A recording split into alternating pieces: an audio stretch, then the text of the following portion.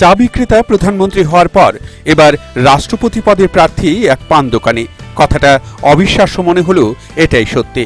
আসামের হাইলাকান্দি জেলার ৫ গ্রামের ক্ষুদ্র এক পান দোকানি আগামী ১৭ জুলাই অনুষ্ঠিত হতে যাওয়া রাষ্ট্রপতি নির্বাচনের জন্য মনোনয়ন জমা দিয়েছেন।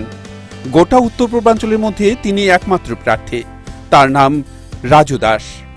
এনডিএ এবং ইউপিএর তাবর তাবর প্রার্থীর বিরুদ্ধে লড়বেন হাইলাকান্দির এই পান দোকানি।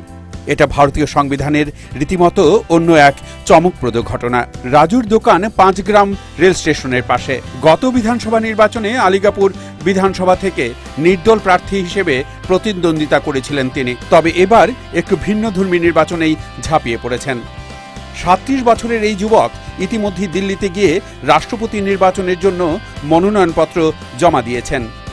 হঠাৎ করে রাষ্ট্রপতি নির্বাচনেই কেন এ বিষয়ে জানতে চাইলে সাংবাদিকদের মুখোমুখি হয়ে সে জানায়, मैं पहले समझना चाहता हूँ ये चीज़ क्या है, एक नॉर्मल आदमी क्यों नहीं राष्ट्रपति इलेक्शन लड़ सकता है। मैं इस बार सिर्फ ये समझने के लिए और मेरा बात आम आदमी के पास पहुँचाने के लिए कि एक आम आदमी भी ये लड़ सकता है, मैं ये एग्जाम्पल देने के लिए फ़िलहाल मैं गया हूँ और नेक्स्ट 5 साल में मैं सोचूंगा क्या कर सकता हूँ। উত্তর পূর্বাঞ্চল কিংবা দেশের কোনো এমপি কিংবা এমএলএ তাকে সমর্থন করবে না বলে জানায় সে। কিন্তু এর পরেও একজন সাধারণ মানুষও যে রাষ্ট্রপতি পদে নির্বাচনে লড়তে পারে তা সকলের সামনে তুলে ধরতেই তার এই প্রয়াস বলে জানান তিনি।